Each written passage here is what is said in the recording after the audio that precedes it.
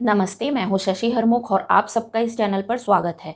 हमारे एक व्यूअर हैं, उन्होंने कमेंट किया है बहुत अच्छा। इस कमेंट में बहुत सारे प्रश्न भी हैं और आज मैं इन्हीं का कमेंट ले रही हूँ और इनके रिप्लाई में ही आज का ये वीडियो है। और इस वीडियो को जानने के बाद आप में से बहुत सारे लोग ईश्वर को और करीब से जानने लगेंगे। और मेरा ये मानना है कि आप जितने लोग आध्यात्मिक साधना में आध्यात्मिक मार्ग पर चल रहे हैं, ईश्वर प्राप्ति में आप बहुत सारे कदम और आगे बढ़ जाएंगे आज के इस वीडियो के बाद। तो आप बड़े ध्यान से सुनिए कि इस वीडियो में क्या क्या बोला जा रहा है। तो मैं इनका कमेंट पढ़ रही हूँ। ये हमारे व्यूअर हैं एस कुमार। इनका कमेंट है, गॉड स्लेवरी को किस प्रकार से देखते हैं? गुलामी के मामले में गॉड हस्तक्षेप कब करेंगे? कब इसमें कुछ एक्शन लेंगे? मनुष्य हमेशा हमेशा से क्रूरता भरी गुलामी से प्रभावित होता रहा है या बर्बाद होता रहा है? हमारे आसपास आज भी कई प्रकार की गुलामी एग्जिस्ट करती है। ऐसे गॉड को आप कुछ कहती क्यों नहीं? एक तरीके से इनका आशय ये भी है कि ऐसे गॉड को कोई गॉड कैसे मान सकता है जो स्लेवरी के चलते हुए भी कुछ नहीं करता हो। तो इसी के बारे में आज मैं रिप्लाई दूंगी इस वीडियो में। रिप्लाई नहीं, एक तरीके का एक्सप्लेनेशन है, ठीक है। फर्स्ट, पहले तो ये कि कोई भी गॉड किसी भी रिलीजन का हो, अगर वो ये कहता है कि स्लेवरी जायज़ है या मनुष्यों को गुलाम बनाना चाहिए, चाहे वो युद्ध में ही हारे हुए स्त्री या पुरुष ही क्यों ना हो, उनको गुलाम बनाया जा सकता है, उनके साथ विभिन्न प्रकार की क्रूरता की जा सकती है। अगर ये किसी भी रिलीजन में कोई भी गॉड या गॉड की तरफ से संदेश देने वाले लोग अगर बोल रहे हैं ये, तो ये सरासर ढकोसला है। ऐसे गॉड को तो मैं गॉड मानती ही नहीं हूँ। और मेरी नज़र में जो लोग ऐसे गॉड को गॉड मान रहे हैं वो मूर्ख हैं। तो फर्स्ट चीज़ आप क्लियर कर लीजिए एकदम कि वो व्यक्ति, वो पर्सनैलिटी कभी गॉड नहीं हो सकती जो मनुष्य को गुलाम बनाना अलाउ करता हो, ठीक है। दूसरी चीज़, सनातन धर्म में कभी भी ईश्वर ने किसी को भी गुलाम बनाने की आज्ञा नहीं दी है। किसी को भी नहीं कहा है कि ये कैटेगरी ऐसी है जिसको गुलाम बनना चाहिए या वो कैटेगरी ऐसी है जिसको राजा बनना चाहिए या जिसको ऊंचाई पे होना चाहिए। नहीं, ऐसा कोई कमांड, ऐसी कोई आज्ञा सनातन धर्म में ईश्वर ने कभी नहीं दी है। यहाँ तक कि ईश्वर अपने सच्चे भक्त, अपने सबसे उत्कृष्ट उत्तम भक्त से भी कभी ये डिमांड नहीं करते कि आओ तुम मेरे दास बन जाओ। कभी देखा है, कभी सुना है, कभी पढ़ा है? कभी ऐसा कोई कमांड नहीं करते। भगवान की ऐसे कोई डिमांड ही नहीं है। ये चुनाव एक भक्त करता है कि मुझे ईश्वर को अपना स्वामी मानना है और मुझे उनका दास बनना है। जब परम भक्त जो होते हैं ना, जब उनको पता चल जाता है कि ईश्वर कौन है, जिस क्षण वो ये जान लेते हैं ना, उसी क्षण उनमें पूर्ण समर्पण आ जाता है और वो खुद चुनाव करते हैं। ये भगवान ने डिमांड नहीं की है, ये भक्त चुनाव करता है कि आप मेरे मालिक हो, आप मेरे स्वामी हो भगवान जी, और आज से जो आप बोलोगे वो मैं करूंगी, ठीक है। ये दासता स्वयं भक्त स्वीकार करता है, भगवान नहीं बोलते। भगवान क्या बोलते हैं? शिव जी क्या बोलते हैं? नंदी मेरा पुत्र है। नंदी जी क्या बोलते हैं? कि मैं शिव का सेवक हूँ, मैं भोलेनाथ का सेवक हूँ। हनुमान जी क्या बोलते हैं? मैं राम जी का सेवक हूँ। लक्ष्मण जी क्या बोलते हैं? मैं राम जी का सेवक हूँ, ठीक है। तो भगवान अपने भक्त को दास नहीं बनाते। अब रही बात मनुष्यों की, तो भगवान ने मनुष्यों को भी कभी दास नहीं बनाया। कभी भी भगवान ने किसी प्रकार की कोई आज्ञा नहीं दी कि तुम मेरा ये बात मानोगे तो मैं तुमको इनाम दूंगा या मैं तुमको लाभ दूंगा। नहीं, उन्होंने एक सिस्टम क्रिएट किया है जो सबके ऊपर एप्लीकेबल है, जो सिस्टम सबके ऊपर अप्लाई होता है। कर्म का सिद्धांत यहाँ तक कि देवताओं के ऊपर भी ये अप्लाई होता है कि अगर आप ऐसे ऐसे कर्म करोगे तो आपको ऐसे ऐसे फल मिलेगा। इसमें मनुष्य भी बंधे हुए हैं, देवता भी बंधे हुए हैं, स्वयं ईश्वर भी बंधे हुए हैं। खैर, ईश्वर को तो मैं ब्रह्म ब्रह्म मान के मैं ईश्वर की बात यहाँ पे कर रही हूँ। निर्गुण है, उनमें गुण या भावनाएं वगैरह नहीं है, ये मैं निर्गुण ईश्वर की बात कर रही हूँ, ठीक है। अब मैं आपके कमेंट में आगे चलती हूँ। आपने बोला है, अब जैसा कि आपने स्वयं प्रश्न में कहा है कि हमारे आसपास आज भी कई प्रकार की गुलामी एग्जिस्ट करती है। देखिए, गुलामी किसी भी प्रकार की हो, ये आपको दोनों तरीके से चोट पहुंचाती है, शारीरिक भी और मानसिक भी। जरा गुलामी के बारे में सोचिए, शरीर की भी सोचिए और मन की भी सोचिए। आपकी अतृप्त इच्छाओं का बोझ, आपके मन में हो उठने वाली जलन, लालच, इच्छा, महत्वाकांक्षा, दूसरों से आगे निकलने की होड़, किसी व्यक्ति या वस्तु का मोह, मेरे पास हर चीज बंध के रहे, रुक कर रहे, संग्रह करने की आदत, ये सारी चीज़ों के बारे में आप सोचिए। ये सारी चीज़ें आपको मानसिक रूप से गुलाम बनाती है। इवन अगर आप अपने आसपास के रिश्तों के ऊपर भी नज़र डालेंगे ना, तो आप सभी सभी प्रकार के रिश्तों में कुछ न कुछ पाने की इच्छा रखते हैं, इसलिए आप उनसे बंधे हुए हैं। कार्य क्षेत्र में भी कुछ कर पाने या कुछ न कर पाने की जो विवशता होती है, ये भी आपके ऊपर एक बंधन है, शारीरिक भी और मानसिक भी। अब आप सोचिए, जब आपके मन में ये सारी पतन करने वाली विचारधाराएं जब जन्म ले रही थी, तब आपने पूछा भगवान से ये जो प्रश्न आप कमेंट में पूछ रहे हो कि गुलामी के मामले में गॉड हस्तक्षेप कब करेंगे, आपने पूछा भगवान से कि भगवान मैं अपने मन में ऐसी कुटिल भावनाओं को जगह दे रहा हूँ, तो जो भी मतलब प्रॉब्लम आएगी मेरी लाइफ में तो आप संभालने आ जाना। गुलामी को एक्सेप्ट करने के समय आपने तो भगवान को याद नहीं किया ना। कोई भी मनुष्य याद नहीं करता है। वो तो लालच अपने मन से पैदा कर रहा है, वो तो सारी चीजें, सारी भावनाएं, एक्स वाई जेड सब कुछ अपने स्वार्थ के हिसाब से कर रहा है, उसके मन में पैदा हो रही हैं। तो ये पैदा होने से पहले तो आपने भगवान से आज्ञा नहीं मांगी कि भगवान क्या मैं ऐसी कुटिल भावनाओं को अपने मन में, अपने हृदय में स्थान दूं। तो फिर जब आप इसमें फंस गए, इस भंवर में, परिणाम आपको अच्छे नहीं लग रहे हैं अपने कर्मों के, तब आप भगवान का मुंह क्यों ताक रहे हैं कि वो आएंगे और हमको गुलामी से आजाद करवाएंगे? वो क्यों आएंगे आपकी बेड़ियां तोड़ने? आपने तो उनकी बात नहीं मानी ना। वैसे मैं आपको बता दूं, भगवान पहले से बता चुके हैं कि ऐसी भावनाओं को अपने मन में जगह दोगे तो ऐसी समस्याएं आपके जीवन में उत्पन्न होगी। उन्होंने पहले से आपको सचेत कर दिया है। पर मनुष्य कहाँ मानता है? मनुष्य कभी इन चीज़ों के बारे में विचार नहीं करता है। वो तो बेड़ियां जब कड़ी हो जाती हैं, जब बेड़ियां आपका दम घोटने लगती है, तब आप ब्लेम करने के लिए भगवान को याद करते हो कि देखो अगर तुम्हारा अस्तित्व है तो तुम हमको आजाद करके दिखाओ। अगर तुम सच में रियल हो भगवान जी तो मेरी प्रॉब्लम ठीक करके दिखाओ। समझ रहे हो आप? हर मनुष्य ऐसा ही करता है। जब विनाशकारी तरंगों को अपने मन में आप स्थान दे रहे थे, तब आपने भगवान से तो आज्ञा नहीं ली ना, है ना? अब जब आप गुलामी में जकड़ चुके हैं तो फिर भगवान के ऊपर आश्रित रहकर बैठने का क्या औचित्य रह जाता है? कुल मिलाकर मूल बात यही है कि मनुष्य के जीवन में आने वाली हर प्रकार की परिस्थितियां, घटनाएं, अच्छा बुरा जो भी किसी के साथ भी घट रहा है, एक दो मामलों को अगर छोड़ दे, तो एक दो अपवादों को आप अलग कर दीजिए, तो लगभग लगभग सभी प्रकार की परिस्थितियां मनुष्य के अपने कर्मों के द्वारा ही निर्मित हुई होती है। वो उसका, मनुष्य का ही चुनाव होता है कि मेरे जीवन में ऐसे ऐसे कर्म मैंने किए हैं तो ऐसे ऐसे परिणाम मुझे भुगतने होंगे। वो सारे परिणाम आपके चुनावों का ही रिजल्ट होता है, आउटपुट होता है। आप ये बात जितना जल्दी समझ जाएंगे ना, उतना जल्दी आप अपने जीवन को सही सही राह पर ले आएंगे, राइट ट्रैक में आ जाएंगे और आप इन परिस्थितियों में फंसने से बच जाएंगे। ठीक है? जो लोग, अब आप सोच रहे होंगे कि भाई शारीरिक रूप से भी तो गुलामी होती है, कुछ लोग कमज़ोर होते हैं। हाँ होते हैं, कुछ लोग कमज़ोर, अपने आप को छुड़ा नहीं पाते। और शारीरिक प्रकार की जो गुलामी होती है उसमें भी मनुष्य के पास चुनाव होता है, या तो गुलामी स्वीकार कर लो या फिर मृत्यु। आप लोगों को मालूम ही होगा जौहर करने की प्रथा के बारे में, है ना? क्यों स्त्रियों ने जौहर किया था? जब राजस्थान की इतिहास में झांक के देखिए, जब राजस्थान की स्त्रियों को पता चला कि उनके ऊपर मुस्लिम आक्रांताओं ने आक्रमण किया है और वो स्त्रियों को बंदी बना लेते हैं, हारी हुई जो सेना है उसकी स्त्रियों को बंदी बना लेते हैं, और उन, अगर वो मर भी गई तो उनके मृत देह के साथ भी बहुत कुछ क्रूरता भरा व्यवहार करते हैं। जब उन स्त्रियों को ये पता चला तो उन्होंने ये सोचा कि हम एक तो हार नहीं सकते युद्ध में, और अगर हम हार गए तो हम बंदी नहीं बन सकते। तो जब उनको ये मालूम हुआ कि अरे हम तो युद्ध में हार रहे हैं और जीतने का कोई मार्ग ही नहीं बचा है, तो उन्होंने मृत्यु को चुन लिया कि नहीं, हम बंदी नहीं बनेंगे, हम किसी के हाथ नहीं आएंगे, हम मर जाएंगे, और मरने के बाद भी हमारे मृत देह को कोई छू ना सके, इसके लिए उन्होंने अपने आप को जला के मार डाला, भस्म कर डाला अपने आप को। तो ये भी तो उनके पास चुनाव था ना। उन्होंने चुना कि नहीं, मैं मरूंगी और ऐसे मरूंगी, पर मैं किसी के हाथ नहीं आऊंगी। तो गुलामी जो है ना, वो मनुष्य खुद चुनता है। आप किसी न किसी प्रकार की कमजोरी दिखाते हो, चाहे कमजोरी आपकी मानसिक हो, चाहे कमजोरी आपकी शारीरिक हो। गुलाम बनने वाला व्यक्ति कमजोरी दिखाता है, इसलिए वो गुलाम बनता है।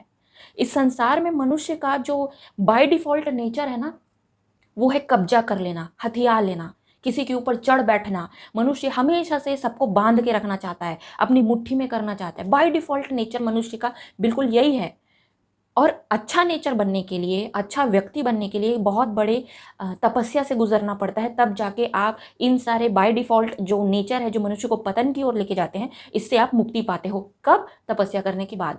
लेकिन अगर आप संसार में देखोगे तो ज़्यादातर बोलबाला बुराई का है, क्योंकि बुरा बनना बहुत आसान है और अच्छा बनना बहुत मुश्किल, और इसके लिए बहुत मेहनत करनी पड़ती है। तो इस संसार में ज़्यादा मात्रा में बुराई हमेशा से एग्जिस्ट करेगी। हमेशा मनुष्य चाहेगा किसी के ऊपर चढ़ बैठना, किसी के ऊपर कब्जा करना, चाहे वो वस्तु हो, राज्य हो, जमीन हो, स्त्री हो, या दूसरे मनुष्य गुलाम हो, वो हमेशा चाहेगा। तो उसको ये बल कहाँ से मिलता है? उसको बल मिलता है कमजोर मनुष्यों से, जो उसके इस आत्मघाती व्यवहार को स्वीकार कर लेते हैं। जो विद्रोह नहीं करते, जो लड़ाई में खड़े नहीं होते सामने, उनकी कमज़ोरी उनको इस लायक बनाती है कि वो गुलामी सहें। चाहे वो बात स्त्रियों की हो, चाहे वो बात समाज की हो, चाहे वो बात रिश्तों की हो, स्त्री पुरुष के रिश्तों की या किसी भी रिश्तों की, किसी भी क्षेत्र में हो, ये बात बराबर लागू होती है। देखिए, आपने ये प्रश्न किया है कि ऐसे गॉड को आप कुछ कहती क्यों नहीं? मैं ऐसे गॉड को कुछ इसलिए नहीं कहती क्योंकि जितनी बातें अभी मैंने आपको बताई है वो मुझे बहुत पहले समझ आ गई थी, और ये समझ 1-2 घटनाओं की वजह से मुझे ये बात समझ में आई। मैं आपको ना भगवान का पक्ष बताना चाहती हूँ। अभी मैंने आपको जितना वीडियो में बताया ये मैंने मनुष्यों का बताया, अभी मैं आपको भगवान का पक्ष बताती हूँ। मेरे जीवन में एक ऐसी घटना घटी जिसकी वजह से मुझे भगवान का पक्ष समझने में मदद मिली, ठीक है? मैं आपको बस अपना एक्सपीरियंस बताऊँगी, आपकी इच्छा है आप इसे मानो या ना मानो या इसे रिजेक्ट कर दो, और अगर आपका इंटरेस्ट नहीं है तो आप आगे वीडियो भी मत देखो। लेकिन मैं अपनी साधना का हिस्सा मैं आपको बता रही हूँ, ठीक है? 2020 मई, जून और जुलाई, ये 3 महीने के बीच का ऐसा समय है जब मेरा कुंडलिनी जागरण हुआ था, जब मेरे आज्ञा चक्र में कान्हा दिन भर सिर पे सवार रहते थे, मुझे अध्यात्म पढ़ाने की आज्ञा दे रहे थे, आज्ञा ही दे रहे थे, सजेशन नहीं बोलूँगी, आज्ञा दे रहे थे। 1.5 महीने तक वो सवार थे, और उस समय मैं बहुत सारे शारीरिक और मानसिक बदलावों से गुजर रही थी। उसी 3 महीने के बीच का कोई समय है जब मुझे शिव दर्शन हुआ था, और उन दिनों मुझे याद है, उन्हीं 3 महीने में से वो 3 दिन का ऐसा टाइम था जब मैं बहुत व्याकुल थी। मैं अपने घर में बहुत लड़ाई की उन 3 दिनों। मैं मेरी मम्मी और मेरे भाई के साथ रहती हूँ मैं, और वो दोनों के ऊपर मैं वो 3 दिन का टाइम ऐसा था कि मैंने बहुत चिल्लाया, बहुत बहुत ज़हर उगलना तो बहुत छोटी बात हो जाएगी। मैं आग उगल रही थी, वो भी थोड़ा बहुत नहीं, ड्रैगन की तरह आग उगल रही थी। हर 15-20 मिनट में मैं ब्लेम करती थी अपनी मम्मी को और भाई को। भाई तो ड्यूटी चला गया था, वो आया तो मैं उसको ब्लेम कर रही हूँ। मतलब हर एक बात के लिए मैं लड़ती थी, चीखती थी, कूदती थी। बहुत ही डिफ़िकल्ट थी मैं 3 दिन के लिए। 3 दिन के बाद मुझे थोड़ा-सा ये दोपहर का 2.5 दिन गुज़र गया था। दोपहर का कुछ टाइम था तो मैं सोच में पड़ गई, ये मेरे साथ क्या हो रहा है? ये मैं कैसे इतना चीखती चिल्ला रही हूँ? इतना हर्ट, मैं बहुत हर्ट की। अपनी मम्मी और मेरे भाई को मैं बहुत हर्ट की, बहुत ज़्यादा हर्ट की, मैं आपको लेवल ही नहीं बता सकती। तो मुझे लगा कि अरे ये सब क्या हो रहा है मेरे साथ? ये अचानक से इतनी आग क्यों लगी हुई है मेरे अंदर? तो मैंने थोड़ा-सा सोचा इस बारे में कि मैं पिछले 2 ढाई दिन से क्या कर रही हूँ। तो मेरे मन में ना ये बात आई कि मैं अक्सर ऐसी बातें रिपीट कर रही थी अपने मम्मी और भाई के साथ में कि ऐसा करोगे तो ऐसा रिजल्ट तो मिलेगा। ये बातें अगर बोलोगे तो फ्यूचर में जाके आपको ये बातें सुननी पड़ेंगी। अगर ये विचारधारा अपनाओगे तो आपको रिजल्ट में ऐसी विचारधारा सामने से आएगी। तो मैं बार-बार ऐसी बातें रिपीट कर के मम्मी और भाई के साथ लड़ाई कर रही थी। अभी अब देखो, ऐसी करते हो फिर शिकायत करते हो कि मेरे साथ ऐसा क्यों हो गया? मतलब यही चीज़ें रिपीट कर रही थी बार-बार। तो मुझे समझ में आया कि वो 3 दिन जो मेरा फ्रस्ट्रेशन था, जो मेरे अंदर आग लगी हुई थी, वो इस कारण से थी कि मुझे साफ-साफ दिखाई दे रहा था कि फ्यूचर क्या है मेरे मम्मी और भाई का, और वो किस तरीके से वो फ्यूचर उनको चोट पहुँचाने वाला है। पर ये साफ-साफ देखने के बाद भी मैं उनकी कोई सहायता नहीं कर पा रही थी, क्योंकि वो चीज़ सिर्फ़ मुझे दिख रहा था। ये बिल्कुल ऐसा है कि आप जिससे प्यार करते हो ना, वो आपके सामने ऐसे चल रहा है, और चलते-चलते सामने एक गड्ढा आएगा, उस गड्ढे में वो गिरने वाला है। वो गड्ढा सिर्फ़ आपको दिखाई दे रहा है, चलने वाले को नहीं दिखाई दे रहा है, और आप चीख रहे हो कि रुक जा, रुक जा, रुक जा। लेकिन वो सामने वाला आपका बात यकीन नहीं कर रहा है, क्योंकि उसको वो गड्ढा नहीं दिख रहा है। अब आप फ्रस्ट्रेट हो गए या नहीं? तो मैं धीरे से समझी कि मैं एकदम लाचारी महसूस कर रही थी कि जो मैं देख रही हूँ, वो मैं इनको क्यों नहीं दिखा सकती? तो भगवान भी ऐसे ही हैं, भगवान ने आपको बोल दिया है। अच्छा, मैं अपना कंपैरिज़न भगवान से नहीं कर रही हूँ, बस मैं एक छोटी-सी घटना से आपको फिनोमेना समझाने की कोशिश कर रही हूँ। भगवान ने आप लोगों को बता दिया है, आसक्ति करोगे तो ऐसे भुगतोगे, लालच में आओगे तो ये ऐसा होगा, मोह में आप बंध जाओगे, आप कभी इस चक्र से नहीं निकल पाओगे। उन्होंने बार-बार बताया है, भगवद गीता में 700 श्लोक हैं, हर श्लोक में कर्म कर्म कर्म कर्म की बात हो रही है। शिव संहिता में शिव पार्वती को सिखा रहे हैं, ठीक है, ज्ञान की बातें बता रहे हैं। महर्षि पतंजलि उसमें योग सूत्र में बता रहे हैं कि कैसे मन आपके साथ खेलता है। वो पढ़िए, क्लिष्ट और अक्लिष्ट जो मन होता है वो कैसे आपके साथ खेलता है। ये सारी चीज़ें जो है वो संत बता रहे हैं, वो ईश्वर बता रहे हैं, पर आप इन सब चीज़ों को अनदेखा कर दिए। भगवान को तो दिख रहा है कि बच्चा तुम अगर ऐसे चलोगे तो ऐसा घाटा होगा, पर आप नहीं देख रहे हो, इसलिए आप उनको सीरियसली नहीं लेते, इसलिए आप उन शब्दों को सीरियसली नहीं लेते जो वो बोल रहे हैं, उनको समझने का प्रयास ही नहीं करते। और क्या करते हो, जैसे अगर फ्यूचर में जाके गड्ढे में गिर भी गए तो फिर आप रोना शुरू कर देते हो, हाँ भगवान, आपका तो ड्यूटी था ना हमको बचाने का, क्यों नहीं है बचाने? आपने तो ठेका लिया है ना मनुष्यों को प्रेम करने का। नहीं करते क्या प्रेम आप ऐसे हो, आप दयालु नहीं हो? आपने तो दया करने का ठेका लिया है ना। आप आशीर्वाद नहीं दोगे तो कौन देगा? आपका ड्यूटी बनता है आशीर्वाद देने का, है? ये सारी चीज़ें। अच्छा, रिसेंटली मैंने एक और बात सुनी। किसी ने मुझसे कहा था, मैंने किसी को कहा कि अपने मन की सारी बातें भगवान को बताया करो, इससे तुमको रिप्लाई आएगा और तुमको आगे समझने में हेल्प होगी लाइफ में कैसे आगे चलना है। तो सामने से मुझे रिप्लाई आता है कि इसमें भगवान को बोलने की क्या ज़रूरत है, कि उनको पहले से नहीं मालूम? मतलब ये एटीट्यूड आप देख रहे हो मनुष्यों का। मनुष्य ये सोचते हैं कि भगवान सेक्रेटरी हैं, उनको सब चीज़ पहले से पता होना चाहिए। मतलब कैसे एंटाइटलमेंट है लोगों के अंदर भगवान को लेके। नहीं, आप भगवान को छोटे देखते हो और आप खुद को बड़े देखते हो। मनुष्यों का ये नॉर्मल बिहेवियर है भगवान के प्रति। तो कुल मिलाकर मैं ये कहना चाहती हूँ कि अगर भगवान जिस प्रकार से मेरे घर वाले वो नहीं देख सकते, वैसे ही आप नहीं देख पाते हो कि भगवान ने आपकी कितनी बड़ी सहायता पहले से ही कर दी है। आप वो चीज़ समझो तो आपको समझ में आएगा कि आप कहाँ कहाँ से भगवान से सहायता प्राप्त कर रहे हो। अगर ये बात नहीं समझोगे ना तो आपको देखने की योग्यता भी नहीं मिलेगी कि भगवान कहाँ कहाँ व्याप्त है, ऑलरेडी व्याप्त है हमारे बीच में। और ये आपको देखने की योग्यता नहीं आएगी जब तक से आप गहराई से विचार नहीं करोगे उनके बारे में। ठीक है। अब अगर एक और पहलू मैं आपको भगवान की तरफ से बताना चाहती हूँ। अगर किसी मनुष्य के मन में ये सवाल आए ना कि अगर अरे भाई हम तो बेवकूफ़ है, हमको तो समझ में नहीं आता पर भगवान को तो सब समझ आ रहा है, तो वो फोर्सफुली किसी को क्यों नहीं रोकते? नहीं भाई, भगवान फोर्सफुली किसी को नहीं रोकेंगे। अगर मैं फोर्सफुली अपने घर के लोगों को कंट्रोल करने लग जाऊँ, ये नहीं करना है वो नहीं करना है बोलने लग जाऊँ, तो फिर तो मैं तानाशाह बन जाऊँगी। भगवान को भी आप दोष दो कि भगवान ने तो हमारा भाग्य पहले से लिख दिया है। अच्छा, भगवान ने किसी का भाग्य नहीं लिखा है? बाय द वे मैं बता देती हूँ, भगवान ने तो हमारा भाग्य पहले से लिख दिया है, तो हम कहाँ सक्सेसफुल होंगे, कहाँ हमारी लाइफ में कुछ अच्छा होगा? पता नहीं क्या दुश्मनी है भगवान को मेरे से। मेरे ही भाग्य में सारे दुख भर दिए हैं भगवान ने। कोसते हो कि नहीं कोसते हो? पूरे टाइम आप लोग कोसते रहोगे। इसलिए भगवान ने स्वतंत्रता दी है। भगवान बोल रहे हैं, बच्चा मैंने बता दिया। भगवान 18वें अध्याय में अर्जुन को भी बोल रहे हैं कि इतना जो भी तुमको बताना था, ज्ञान देना था, वो मैंने दे दिया। अब अर्जुन तुम चुनाव करो कि तुमको क्या करना है। वो सबको यही बोल रहे हैं, सिर्फ अर्जुन को नहीं, वो सबको यही बोल रहे हैं कि तुम चुनाव करो तुमको क्या करना है। क्यों बोल रहे हैं? क्योंकि चुनाव करने का जो स्वतंत्रता है ना, ये वही व्यक्ति देता है जो आपसे प्रेम करता है। और जो आपसे प्रेम नहीं करता, जो स्वार्थ से बंधा हुआ है, मोह से बंधा हुआ है, वो आपको स्वतंत्रता नहीं देगा। ठीक है। इसलिए मनुष्य जो है ना, इस संसार में आप दो प्रेमी को कभी नहीं पाओगे। वो जो प्रेम बोलते हैं जो लोग, स्त्री और पुरुष जो बोल रहे हैं कि लव जो होता है, वो प्रेम नहीं है, वो स्वार्थ है। पुरुष का भी स्वार्थ है और स्त्री का भी स्वार्थ है। वो स्वार्थ पूर्ति के लिए एक दूसरे से अट्रैक्टेड होते हैं, इसलिए वो प्रेम बोल देते हैं। नहीं, क्योंकि वो एक दूसरे को बांधना चाहते हैं किसी न किसी प्रकार से। और अ, जो जो सच में प्रेम करने वाला होगा ना, वो स्वतंत्रता देता है। यहाँ पर मैं एक और चीज़ बोल देती हूँ। अगर आप गलत व्यक्ति से प्रेम करोगे तो आपकी कीर्ति नष्ट हो जाएगी। गलत व्यक्ति से आप प्रेम करोगे तो आपका भी पतन हो जाएंगे। पतंग सॉरी पतन हो जाएगा। जैसे महाभारत में जो भीष्म पितामह हैं, उन्होंने हस्तिनापुर के सिंहासन के प्रति अपना समर्पण दे दिया। और हस्तिनापुर के सिंहासन के द्वारा जितना भी अनर्थ हुआ, अधर्म हुआ, उसकी शक्ति क्या बना? भीष्म पितामह का संकल्प। तो अगर कोई व्यक्ति अपने आप को किसी ऐसे व्यक्ति के प्रेम में डाल देता है जो व्यक्ति ही गलत है, तो उसके द्वारा किए गए सारे गलत कार्यों को ना आपके द्वारा बल मिलेगा। तो आपको ऐसे व्यक्ति से कभी प्रेम नहीं करना है। प्रेम करने के लिए हमेशा उच्च व्यक्ति का ही चुनाव करना है। इसलिए दो उच्च व्यक्ति, समझ रहे हो, दो, चाहे वो स्त्री पुरुष हो या कोई भी हो, दो उच्च व्यक्ति के बीच में ही प्रेम हो सकता है। इसको मैं और फिल्टर करके बोलूं, दो निस्वार्थ व्यक्ति के बीच में ही प्रेम हो सकता है, वरना इस संसार में प्रेम नहीं है। ठीक है।